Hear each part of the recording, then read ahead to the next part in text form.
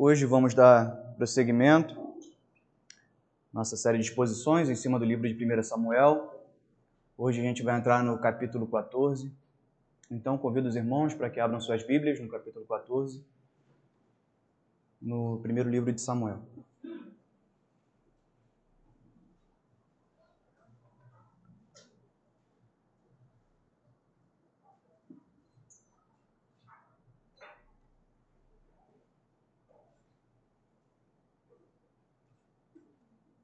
Esse capítulo 14, antes da gente iniciar a leitura dele, iniciar falando sobre ele, a gente precisa falar um pouco sobre onde ele está localizado. Aqui é o capítulo do meio, de uma série de 3 capítulos de batalhas. No capítulo 13, a gente falou sobre uma batalha que se iniciou do povo de Israel contra os filisteus. E agora no capítulo 14, a gente vai continuar falando dessa batalha. A gente vai reparar muitas semelhanças desse capítulo 14 com o capítulo 13, que foi exposto pelo irmão David na semana passada. E na semana que vem a gente vai falar no capítulo 15, nessa última série de 3 capítulos. E, mais uma vez, erros muito parecidos vão ser cometidos. E peço aos irmãos que não fiquem cansados de ler sempre erros, os mesmos erros sendo cometidos, porque, graças a Deus, nosso Pai, não se cansou de nós, mesmo nós tendo cometido, muitas das vezes, erros repetidamente.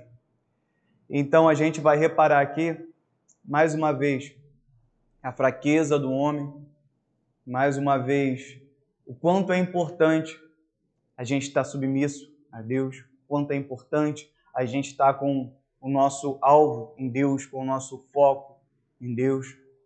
E, mais uma vez, o quanto são vazias as nossas expectativas carnais, materiais, quando nós tiramos Deus de diante dos nossos olhos. Hoje a gente tem vou dizer uma geração, porque é uma palavra mais fácil, mas eu acredito que tem palavra que se encaixa melhor nisso.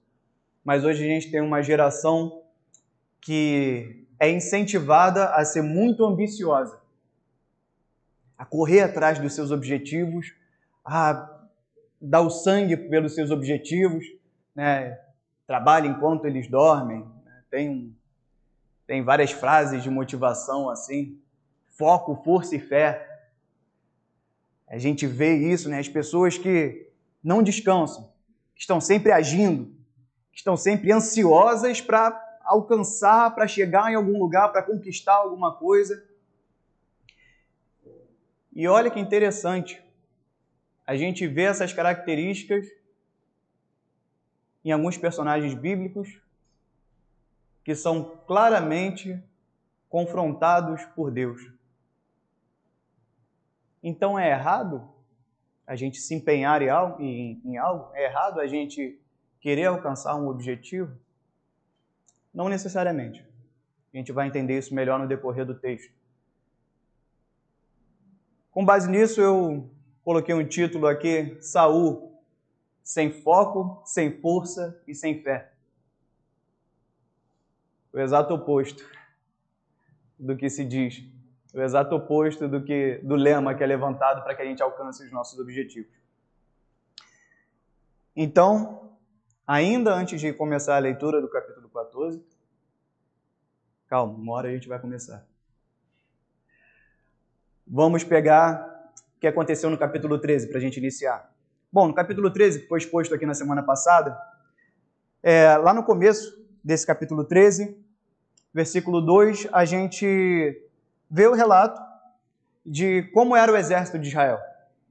Lá é dito que no exército de Israel haviam 3.000 soldados, cerca de 3.000 soldados. Desses 3.000 soldados, 2.000 estavam com Saul e 1.000 estavam com Jonatas. Lembrem disso, 3.000 soldados, 2.000 com Saul, 1.000 com Jonatas. E a gente sabe também que o exército dos filisteus era muito grande. Mas lá no versículo 3 a gente vê que Jonatas faz um ataque aos filisteus, a um grupo de filisteus. E aquele ataque é bem sucedido. É bem sucedido e Saul vê que o ataque do seu filho, Jonatas, aos filisteus é bem sucedido, e ali Saul tenta trazer para si essa glória e tenta anunciar ao povo de Israel aquela vitória que ele estava tendo.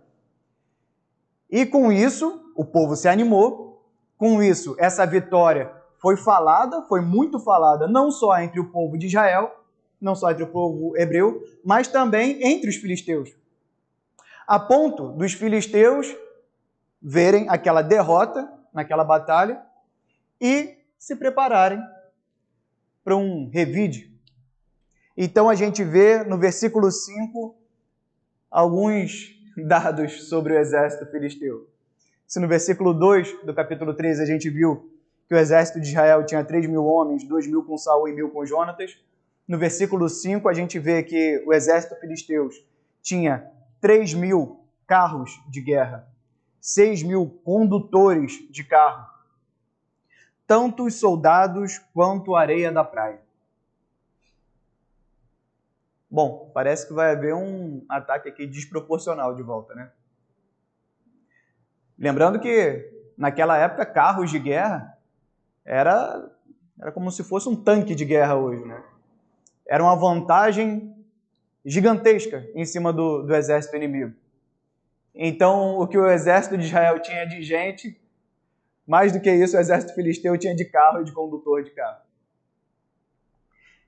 Então, dos versículos 6 ao versículo 8 do capítulo 13, a gente vê uma reação interessante do exército filisteu, aquele exército que acabou de conquistar uma vitória.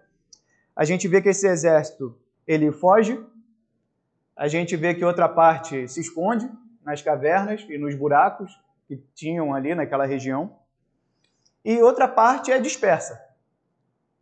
Dispersa para uma cidade um pouquinho mais longe, eles se espalham, né, para que eles não sejam atacados e dizimados. E lá no versículo 15 ao versículo 22, a gente tem uma nova contagem do exército de Israel, que antes era de 3.000 homens, agora do 15 ao 22 diz que no exército de Israel tinham com Saul 600 homens. Se a vantagem já era grande, agora ficou ainda mais significativa, 600 homens com Saul. E um detalhe muito importante, 600 homens, 600 soldados, só 2 espadas, uma com Saul e uma com Jonatas. O restante dos soldados deviam trazer pedaços de pau, improvisaram, cada um trabalhou com o que tinha. 600 homens, 2 espadas. E diz que o exército filisteu se prepara. Um exército gigante, uma tropa, se apronta em 3 frentes de batalha. E aí, enfim, começa o capítulo 14 do livro de 1 Samuel. Bom, 2 espadas, uma com Saul e uma com Jonatas. Onde estavam esses 2 que possuíam essas espadas? Primeiramente, Saul. Vamos ler ali o versículo 2 e o versículo 3 do capítulo 14. Versículo 2. Saul estava sentado debaixo de uma romanceira, na fronteira de Gibeá, em Migron. Com ele estavam uns 600 soldados, entre os quais Aías, que levava o colete sacerdotal. Ele era filho de Aitube, irmão de Icabode, filho de Finéias e neto de Eli, o sacerdote do Senhor em Siló. Ninguém sabia que Jonatas havia saído. Saul estava com o sacerdote ao seu lado, debaixo da romanceira. Fazendo o quê? Aliás, o que Saul poderia fazer? 600 homens e 2 espadas. O que Saul poderia fazer? Saul estava parado, descansando. E uma palavra que é difícil usar para esse caso de Saul é: Saul estava descansando covardemente. Falar que Saul estava sendo covarde naquele momento parece ser até um pouco de maldade com o coitado do Saul, né? Ele estava em muita desvantagem. Queria que o cara com uma espada na mão e uma na mão do filho partisse para cima de um exército que era como a areia do mar. Saul aguardava, coitado. Ele não podia fazer nada. Bom, onde estava a outra espada desse exército? Com Jonatas. Vamos lá. Versículo 1, depois do versículo 4, versículo do 4 ao 15. Versículo 1. Certo dia, Jonatas, filho de Saul, disse ao seu jovem escudeiro: vamos ao destacamento filisteu do outro lado. Ele, porém, não contou isso ao seu pai. Versículo 4. Em cada lado do desfiladeiro que Jonatas pretendia atravessar para chegar ao destacamento filisteu, havia um penhasco íngreme. Um se chamava Bozês e outro Sené. Havia um penhasco ao norte, na direção de Micmais, e outro ao sul, na direção de Geba. E Jonatas disse ao seu escudeiro: vamos ao destacamento daqueles incircuncisos, talvez o Senhor haja em nosso favor, pois nada pode impedir o Senhor de nos salvar, seja com muitos ou com poucos. Disse o escudeiro: faze tudo o que tiveres em mente, eu irei contigo. Jonatas disse: venha, vamos atravessar na direção dos soldados e deixaremos que nos avistem. Se nos disserem: esperem aí, até que cheguemos perto, ficaremos onde estivermos e não avançaremos. Mas, se disserem: subam até aqui, subiremos, pois este será um sinal para nós de que o Senhor os entregou em nossas mãos. Então os dois se deixaram ver pelo destacamento dos filisteus e disseram: vejam. E disseram, o destacamento dos filisteus? Disseram: vejam, os hebreus estão saindo dos buracos onde estavam escondidos. E gritaram para Jonatas e seu escudeiro: subam até aqui e lhes daremos uma lição.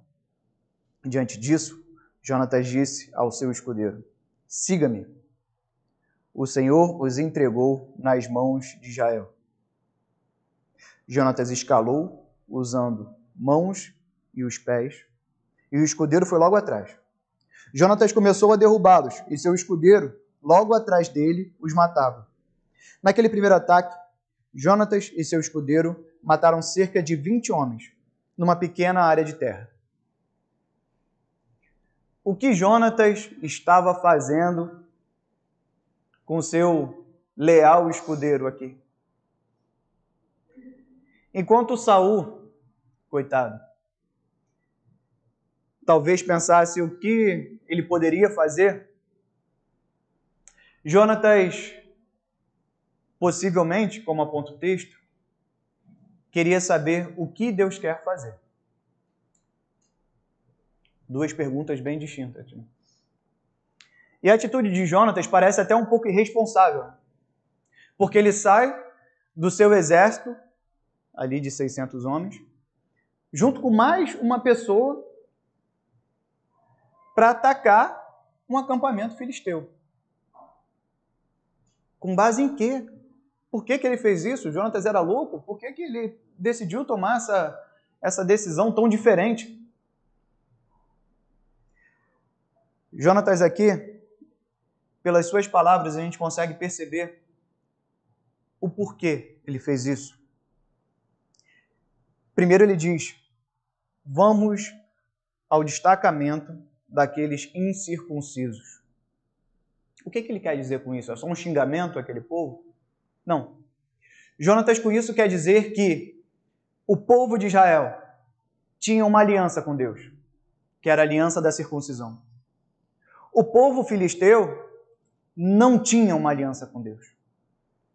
Deus tinha uma promessa para o povo de Israel. Deus não tinha ali manifestado uma promessa para o povo filisteu. E isso dá grande vantagem a Jonatas.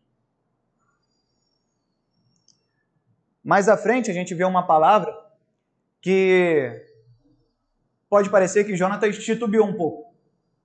Porque ele diz, talvez, o Senhor haja em nosso favor.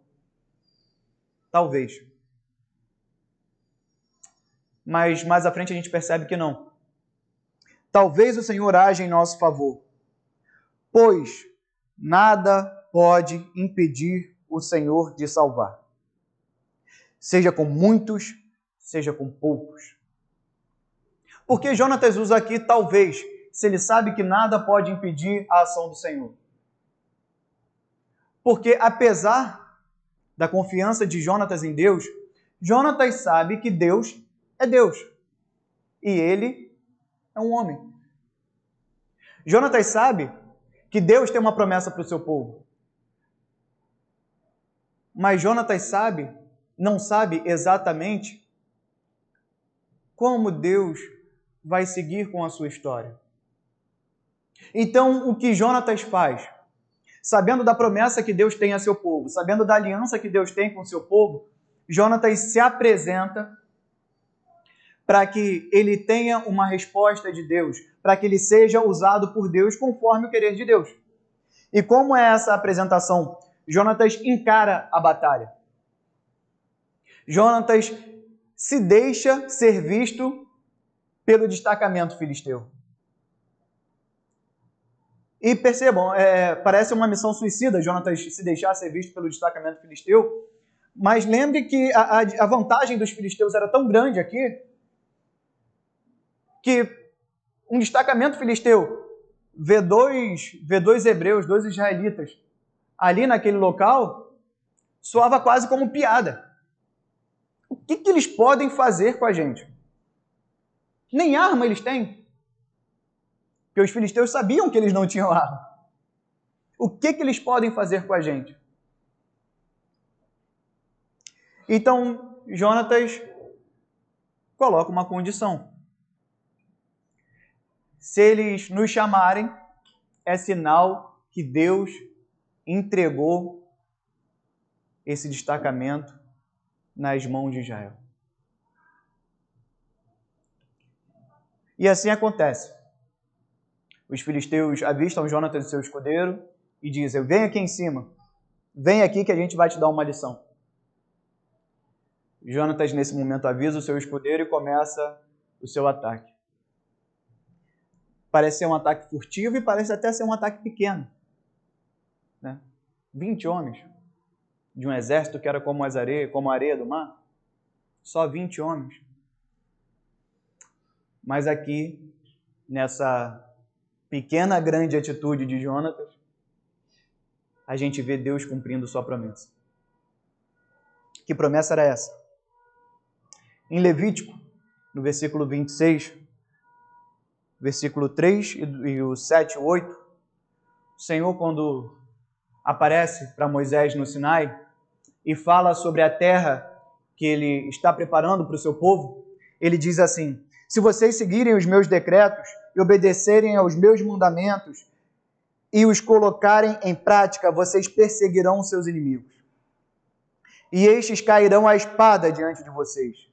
5 de vocês perseguirão 100, e 100 de vocês perseguirão 10.000, e os seus inimigos cairão à espada diante de vocês. Deus deixa muito claro sua promessa aqui, que o cumprimento de sua promessa independe do poder do exército de Israel. Independe de uma vantagem qualitativa ou quantitativa. Independe. A vitória do exército de Israel está nas mãos de Deus.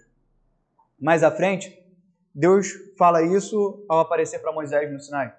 Mais à frente, o povo peregrina pelo deserto, como os irmãos já conhecem, saindo do Egito, chega à terra prometida e chega com Josué. E pelas mãos de Josué, Deus continua cumprindo essas promessas. E Josué, já na sua velhice, depois de vencer muitas batalhas, algumas em vantagem, outras em desvantagem numérica, depois de presenciar a ação de Deus no meio do povo de Israel, Josué diz para seu povo, lá no livro de Josué, capítulo 23, versículo 3, 5 ao 11, diz assim: Vocês mesmos viram tudo o que o Senhor, o seu Deus, fez com todas essas nações. Por amor de vocês, foi o Senhor, o seu Deus, que lutou por vocês. O Senhor, o seu Deus, as expulsará da presença de vocês. Ele as empurrará de diante de vocês, e vocês se apossarão da terra delas, como o Senhor lhes prometeu. Façam todo o esforço para obedecer e cumprir tudo que está escrito no livro da lei de Moisés, sem se desviar, nem para a direita, nem para a esquerda. O Senhor expulsou de diante de vocês nações grandes e poderosas. Até hoje, ninguém conseguiu resistir a vocês. Um só de vocês faz fugir 1000. Pois o Senhor, o seu Deus, luta por vocês, conforme prometeu. Por isso, dediquem-se com zelo a amar o Senhor, o seu Deus. Jonatas não agiu de maneira irresponsável, muito pelo contrário. Jonatas sabia claramente a vantagem que ele tinha. Jonatas sabia claramente o quão poderoso era o seu exército de 2 pessoas.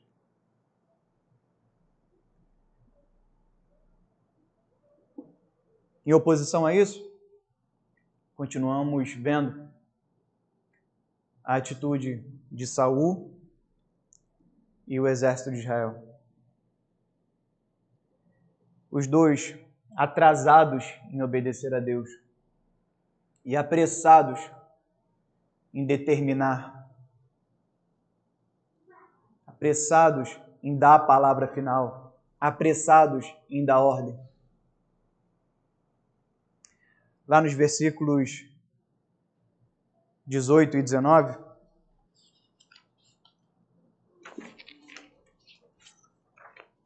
antes disso, no versículo 15, vamos ler um pouco do resultado desse ataque de Jonatas. Então caiu o terror sobre todo o exército dos filisteus, tanto os que estavam no acampamento e no campo, como sobre os que estavam no destacamento, e até mesmo nas tropas de ataque. O chão tremeu e houve um pânico terrível. Com 20 pessoas, o chão tremeu. O terror, a confusão no exército filisteu foi provocada por Jonatas, foi provocada por Deus. Então, lá no versículo 26, até que enfim, Saul percebe o que está acontecendo.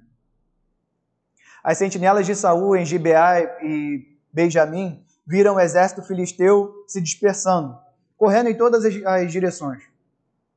Então Saul disse aos seus soldados: contem os soldados e vejam quem está faltando. Quando fizeram, viram que Jonatas e seu escudeiro não estavam presentes. Saul ordenou a Aías: traga a arca de Deus. Naquele tempo, ela estava com os israelitas. Enquanto Saul falava com o sacerdote, o tumulto no acampamento filisteu ia crescendo cada vez mais. Então Saul disse ao sacerdote: não precisa trazer arca. Meus irmãos, a gente já viu esse filme, né? O povo de Israel desesperado e querendo trazer a arca de Deus para o campo de batalha, para que assim pudessem ter alguma vantagem com a presença de Deus no meio do povo.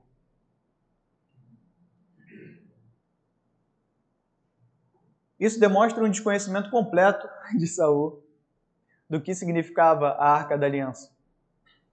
Por que Deus mandou fazer a Arca da Aliança? Onde Deus queria que estivesse a Arca da Aliança?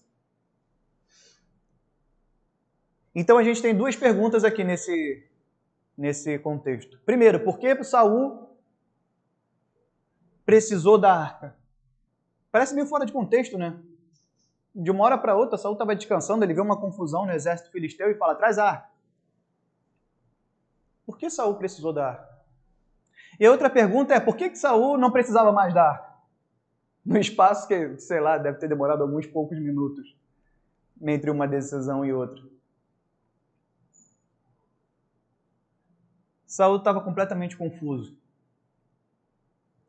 A ocasião dizia para Saul se era necessário ou não, se era necessária ou não a presença de Deus.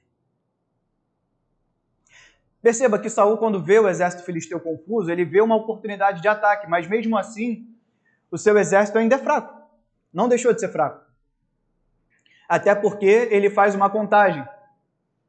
Ele pede para que faça uma contagem e veja quem está faltando no seu exército. Porque naquele momento era o momento de atacar. Era o momento de atacar com o que tinha. E foi passado para ele o relatório. Jonatas não estava lá. Então aquelas 2 espadas que tinha, então agora tem só uma. Que é a espada de Saul. Saul diz, a gente precisa da presença de Deus aqui. Para que a gente possa avançar contra esse povo. Claramente equivocado, né? E mais à frente, quando a confusão aumenta, ele fala, não, tá fácil. Não precisa da presença de Deus aqui. Muito precipitado, muito ansioso, muita ação e muita decisão. E nenhuma consulta a Deus. Nenhuma observação das promessas de Deus. Nenhum tempo de reflexão diante daquele que é o Senhor dos Exércitos e que era o Senhor de Israel.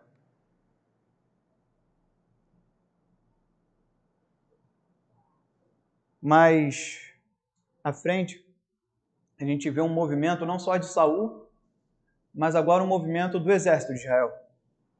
Lá nos versículos 20 ao 22. Então Saul e todos os soldados se reuniram e foram para a batalha. Encontraram os filisteus em total confusão, ferindo uns aos outros com as suas espadas. Alguns hebreus, que antes estavam do lado dos filisteus e que com eles tinham ido ao acampamento filisteu, passaram para o lado dos israelitas, que estavam com Saul e Jonatas. Quando todos os israelitas que haviam se escondido nos montes de Efraim ouviram que os filisteus batiam em retirada, também entraram na batalha perseguindo. Então não é só Saul que estava completamente perdido e esperando alguma coisa acontecer para tomar decisão. O povo também estava assim. O povo também confiava na qualidade, na quantidade do seu exército para definir quem seria ou não o vencedor daquela batalha. O povo também tinha uma visão muito curta. Tinha uma visão muito pequena do que era a batalha do povo de Deus. Então, no versículo 23, a gente vê a decisão.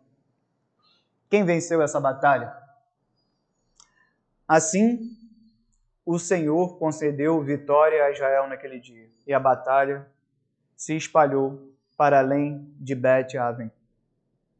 Assim, o Senhor concedeu vitória a Israel naquele dia.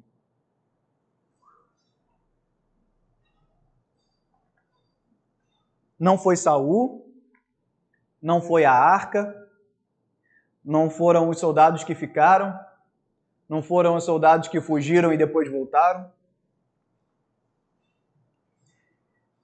E não foi nem Jonatas. O Senhor concedeu vitória. O Senhor concedeu vitória. O Senhor respondeu àquele que creu no teu poder. O Senhor cumpriu a sua promessa por meio daquele que creu no seu poder. Jonatas. E Saul não para na sua ansiedade, na sua vontade de agir, em demonstrar a sua força. E lá no versículo 24 a gente vê... Irmãos, dá até desânimo ler isso. É uma série de erros tão grotescos que a gente pensa, não é possível que esse homem não aprende. E dá até desânimo também, porque a gente comete séries de erros também tão claros. E a gente se pergunta, não é possível que eu não aprenda. Vamos continuar. Os homens de Israel estavam exaustos naquele dia, pois Saul havia lhes imposto um juramento dizendo: maldito seja todo que comer antes do anoitecer, antes que eu tenha me vingado dos meus inimigos. Por isso ninguém tinha comido nada. Aqui Saul convocou um jejum, né? Convoca um jejum no meio do povo. Vocês perceberam a motivação? Maldito seja todo que comer antes de anoitecer, antes que eu tenha me vingado dos meus inimigos. Que eu tenha me vingado dos meus inimigos.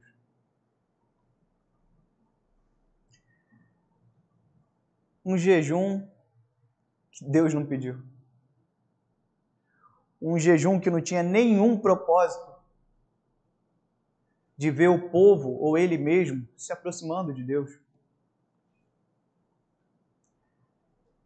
Um jejum convocado, não com o objetivo de comunhão, mas era uma espécie de incentivo, talvez.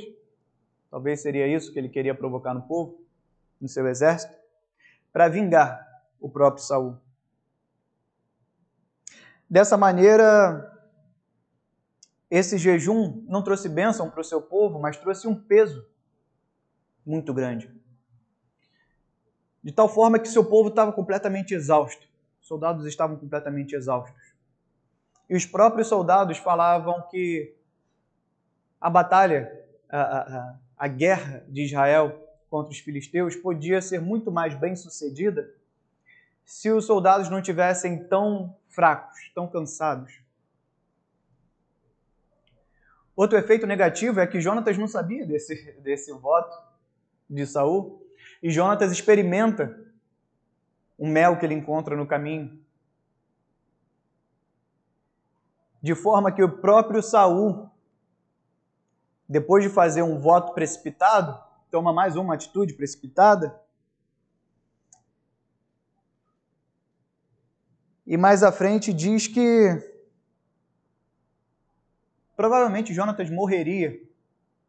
E Saul diz que eu seja castigado se você não morrer.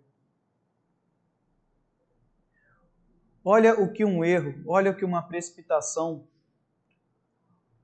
ele pode causar. Olha o que é a falta de submissão a Deus. Olha o que é a falta de saber usar o que Deus deu para o seu povo. O jejum era uma forma que Deus deu para o seu povo para que aproximasse o seu povo de si. Olha como o mau uso disso pode ser danoso. Um exemplo de como isso poderia ser bem utilizado. 1 Samuel, capítulo 7, dos versículos 3 ao versículo 12. É interessante como também tem uma batalha ali entre o exército filisteu e o exército de Israel, e Samuel está à frente do povo nessa batalha.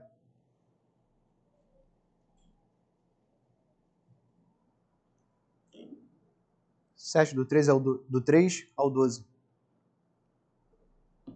E Samuel disse a toda a nação de Israel: se vocês querem voltar-se ao Senhor de todo o coração, livrem-se dos deuses estrangeiros e dos postes sagrados, consagrem-se ao Senhor e prestem culto somente a Ele, e Ele os libertará das mãos dos filisteus.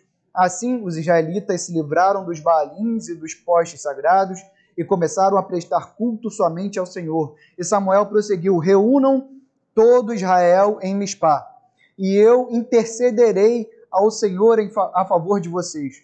Quando eles se reuniram em Mispá, tiraram água e derramaram perante o Senhor. Naquele dia jejuaram e disseram ali: temos pecado contra o Senhor. E foi em Mispá que Samuel liderou os israelitas como juiz. Quando os filisteus souberam que os israelitas estavam reunidos em Mispá, os governantes dos filisteus saíram para atacá-los. Quando os israelitas souberam disso, ficaram com medo dos filisteus e disseram a Samuel: não pare de clamar por nós ao Senhor, nosso Deus, para que nos salve das mãos dos filisteus. Então Samuel pegou um cordeiro ainda não desmamado e ofereceu um inteiro como holocausto ao Senhor. Ele clamou ao Senhor a favor de Israel, e o Senhor lhe respondeu. Enquanto Samuel oferecia o holocausto, os filisteus se aproximaram para combater Israel. Naquele dia, porém, o Senhor trovejou com fortíssimo estrondo contra os filisteus e os colocou em pânico. Então foram derrotados em Israel. Os soldados de Israel saíram de Mispa e perseguiram os filisteus até o lugar abaixo de Bet-car, matando-os pelo caminho. Então Samuel pegou uma pedra, ergueu em Mispa e Sem, e deu-lhe o nome de Ebenezer, dizendo: até aqui nos ajudou o Senhor. Aqui também tem um jejum. Aqui também tem uma batalha contra os filisteus. Mas aqui tem uma convocação para que o povo limpe os seus corações. Aqui existe o clamor a Deus pelo líder, por parte do líder. Aqui existe uma oferta ao Senhor, um sacrifício a Deus, conforme o próprio Deus pediu. Aqui existe arrependimento por parte do povo. Aqui existe gratidão. Aqui não é só um ato religioso, não é só um rito. Aqui existe o coração voltado para Deus. Não é só um gesto vazio e egoísta por parte de um líder. É um líder que ama o seu povo e ama o Deus do seu povo. Um líder que sabe quem é que sustenta o seu povo. E a gente vai para o último ponto, que é essa oposição entre a religião vazia de Saul e a submissão de Jonatas. Olha a quantidade de gestos, de atos religiosos aqui que Saul inicia nesse capítulo. Primeiro, aqui fala que Saul tem ao seu lado um sacerdote, né? Mas parece que esse sacerdote é quase um enfeite para Saul. Ele não consulta Deus? Ele não oferece sacrifícios a Deus? Na verdade, fala que por conta do jejum, o seu exército, ele ficou com tanta fome que caiu em pecado. Começou a abater os animais e ingerir a carne daqueles animais ainda com sangue, diferente do que Deus havia determinado para o seu povo. E Saul vê isso e acha um absurdo. Aí sim, eles possam comer, sem cometer pecado.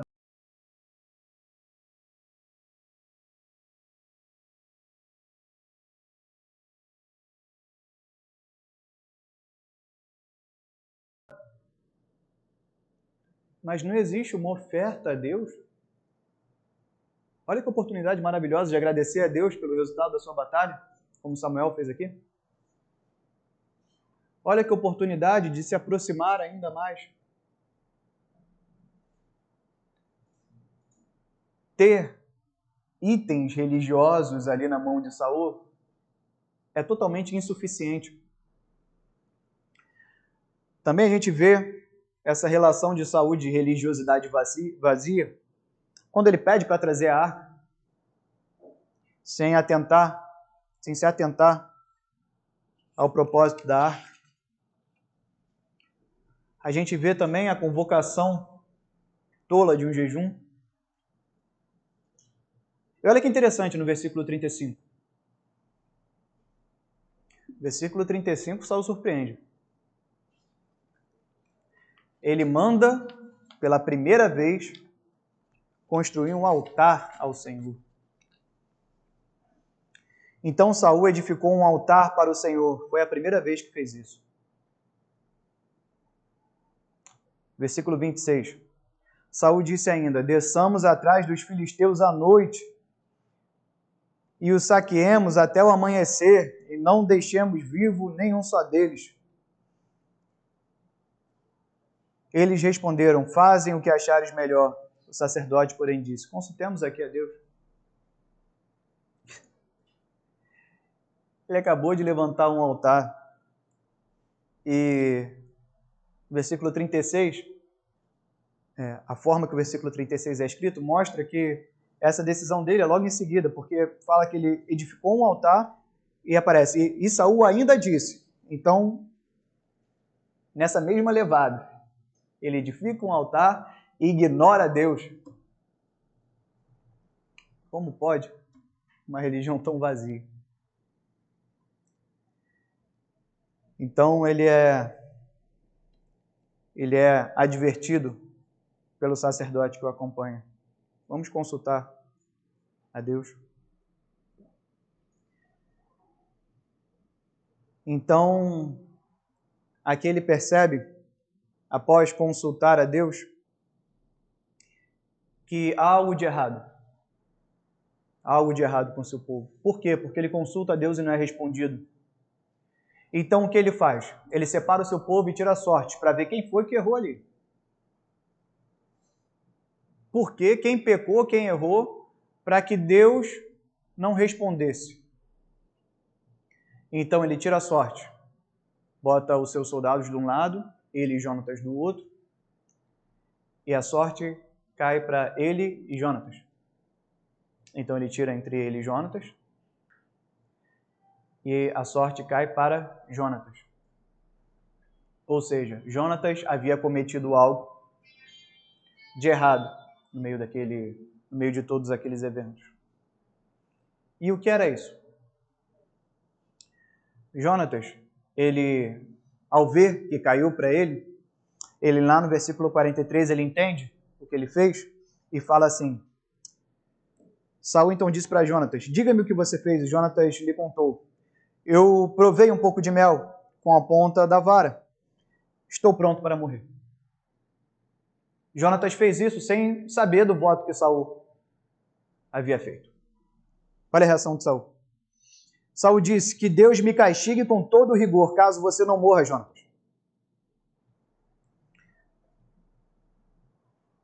No 45 ao 48 agora.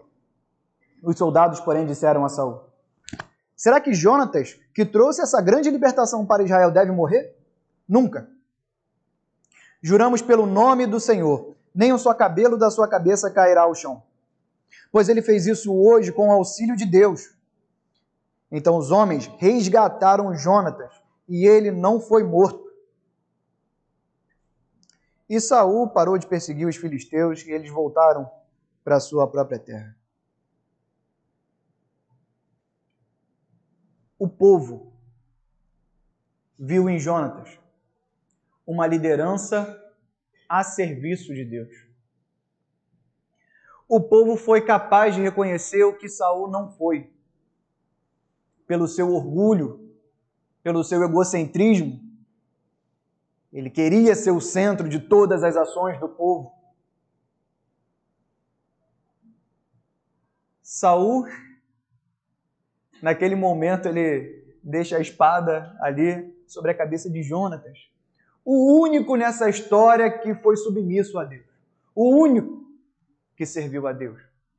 E, como reconhecido pelo povo, aquele pelo qual Deus teve misericórdia do seu povo e concedeu vitória ao seu povo sobre os filisteus, mesmo sendo completamente improvável que isso acontecesse. Mais à frente, a gente vê que isso não foi uma lição para Saul. Porque depois disso, depois desse versículo que a gente leu, o texto fala que Saul continuou batalhando. E até fala que Saul continuou batalhando corajosamente. Olha só, 47. Quando Saul assumiu o reinado sobre Israel, lutou contra os seus inimigos em redor, moabitas, amonitas, edomitas, os reis de Zobá e os filisteus. Para qualquer lado que fosse, infligia-lhes castigo. Lutou corajosamente e derrotou os amalequitas, libertando Israel das mãos daqueles que os saqueavam. E fala um pouco sobre a linhagem de Saul. Os filhos de Saul, suas filhas, sua mulher. comandante do seu exército. E lá, no versículo 52, diz assim: houve guerra acirrada contra os filisteus durante todo o reinado de Saul. Por isso, sempre que Saul conhecia um homem forte e corajoso, alistava-o no seu exército. A confiança de Saul não mudou de lugar. A confiança, a fé de Saul continuou sendo na força do homem, na sua própria força como líder de batalha, na força dos homens fortes que ele poderia alistar. Olha que clara oposição entre Saul e Samuel. Lá no capítulo 7, aquele trecho que a gente leu, ele continua assim, depois que Samuel ergue uma pedra. Diz assim: assim os filisteus foram dominados, Samuel capítulo 7, versículo do 12 ao 14, na verdade 13 e 14.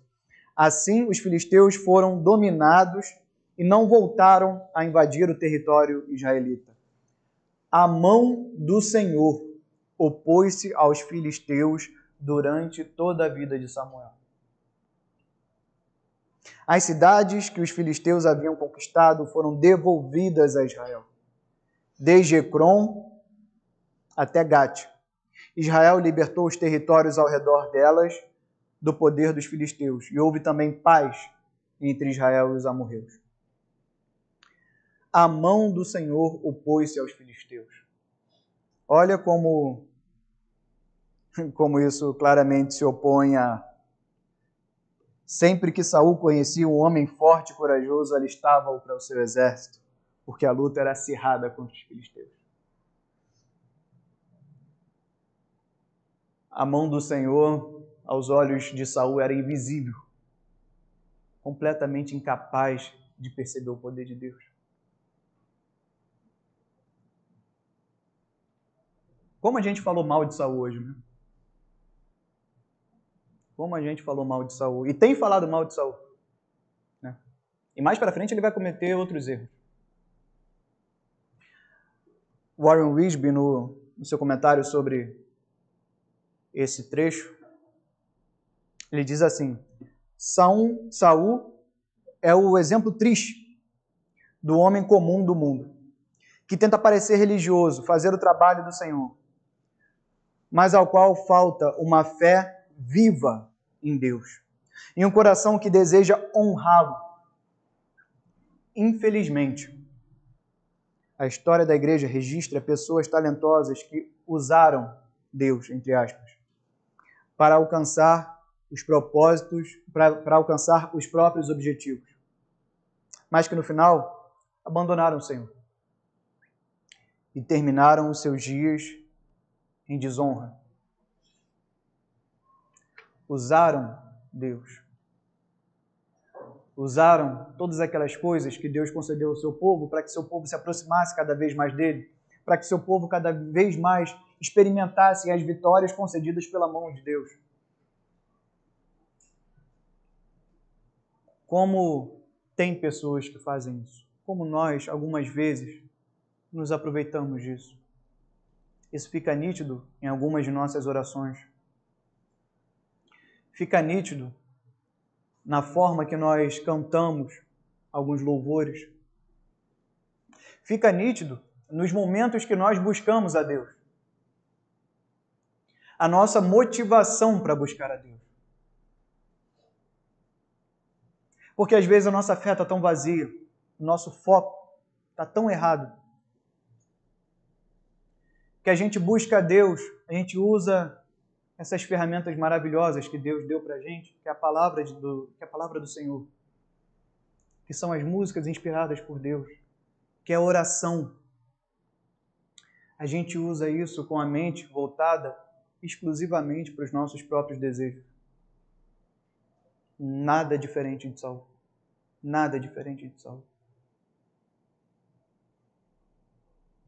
aplicando isso para as nossas mentes, é importante a gente pensar quantas das vezes a gente foi capaz de estar tão fundamentado na palavra de Deus e nas promessas de Deus. Conhecer de maneira tão próxima as palavras de Deus, a ponto de tomarmos uma atitude que talvez a olhos que não enxerguem, que não tenham uma visão tão espiritual, seja estranha, mas que a gente faz, que a gente dá um passo confiado na palavra de Deus. E aqui eu não digo de comprar alguma coisa sem ter o dinheiro, porque pela fé eu vou conseguir esse dinheiro. Aqui eu não digo de começar um empreendimento sem ter me planejado bem para esse empreendimento, acreditando que Deus vai dar o jeito dele. Eu dou o primeiro passo e Deus faz o propósito de Deus. Eu estou falando de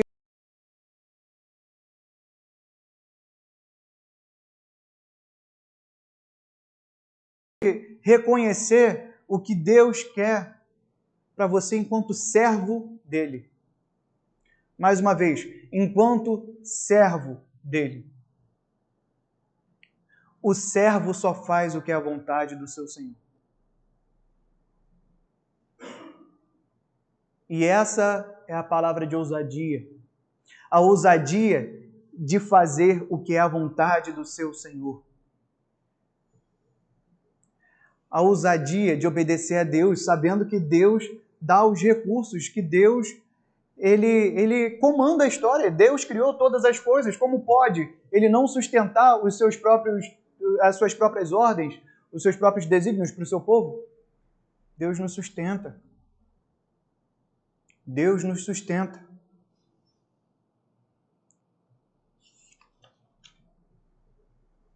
Aqui, nessa oscilação que a gente vê por parte do exército de Israel, por parte de Saul, de ansiedade, covardia, ação, omissão, a gente percebe que tanto a ação quanto a omissão, sem Deus, tem o mesmo fim. Tanto a ação quanto a omissão. Então não é o muito fazer, não é o não fazer. É o fazer ou não todas as coisas para a glória de Deus. Todas as coisas sabendo o que Deus quer. Ou pelo menos buscando saber o que Deus quer. Lembra do talvez de Jonatas lá atrás? Jonatas conhecia as promessas de Deus. Mas se ele não sabia exatamente o que Deus faria naquele momento, ele buscou, ele se colocou diante de Deus. Jonatas teve o privilégio de ser usado por Deus. Porque ele se colocou à disposição de Deus. A gente ouve muito dizer que quando a gente não sabe o que fazer, ora a Deus. E não é errado. Não é errado orar a Deus quando não sabemos o que fazer. Mas a palavra de Deus precisa ser o nosso ponto de partida. A gente precisa buscar Deus quando a gente sabe, ou pensa que sabe, ou não faz ideia do que fazer.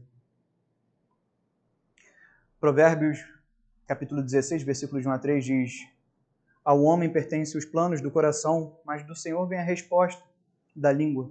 Todos os caminhos do homem lhe parecem puros, mas o Senhor avalia o espírito. Consagre ao Senhor tudo o que você faz, os seus planos serão bem-sucedidos.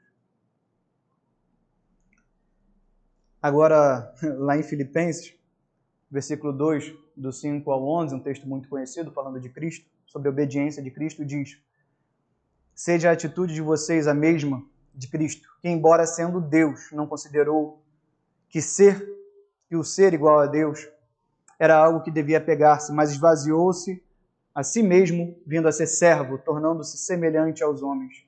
E sendo encontrado em forma humana, humilhou-se a si mesmo e foi obediente até a morte e morte de cruz. Por isso, Deus o exaltou à mais alta posição e lhe deu um nome que está acima de todo nome, para que ao nome de Jesus se dobre todo o joelho, no céu, na terra e debaixo da terra, e toda língua confesse que Jesus Cristo é o Senhor, para a glória de Deus Pai. Prestem atenção nesses dois versículos, irmãos. No versículo lido no livro de Provérbios e agora no livro de Filipenses. No livro de Provérbios, o último versículo, as últimas palavras são essas: os seus planos serão bem-sucedidos. Consagre ao Senhor tudo que você faz e os seus planos serão bem-sucedidos. E lá em Filipenses, no penúltimo versículo diz: Cristo foi obediente em tudo. Ou seja, Cristo consagrou a Deus todas as coisas. E foi obediente até a morte e morte de cruz. Seus planos serão bem-sucedidos. Seja obediente a Deus, os seus planos serão bem-sucedidos. Consagre a Deus todas as coisas. E do outro lado está: Jesus foi obediente até a morte e morte de cruz. O que é o bem-sucedido? O que é o sucesso aqui? O sucesso aqui é a vida para a glória de Deus. O sucesso aqui é saber que toda língua confessará que Jesus é o Senhor para a glória de Deus Pai. Deus não deve ser esporadicamente consultado. Deus deve ser constantemente obedecido. Amém? Amém, irmãos, essa é a palavra. Convido os irmãos a baixarem suas cabeças para que nós possamos orar ao nosso Deus. Santo e poderoso Senhor, muito obrigado, Deus. O Senhor tem falado conosco e tem nos tornado, Senhor, mais humildes diante da Tua palavra. O Senhor tem feito uma obra maravilhosa em nossos corações. Que nós, Senhor, com essa obra, Senhor, não sejamos mais orgulhosos, não queiramos parecer maiores diante dos nossos irmãos. Que nossa vontade, Senhor, não seja crescer aqui, Senhor, mas que nossa vontade, Senhor, seja servir a Ti, Senhor, hoje e na eternidade, Pai. Que o nosso único propósito, Senhor, seja cumprir as Suas vontades. Que nossa única vontade, Senhor, seja estar submisso a Ti, Pai. Muito obrigado. Muito obrigado por Tua palavra, muito obrigado por Tua misericórdia. Muito obrigado porque podemos fazer isso, Pai. Fechar os nossos olhos e confiar em Ti, porque sabemos que por meio de Cristo o Senhor nos ouve. O Senhor ouve nossas orações.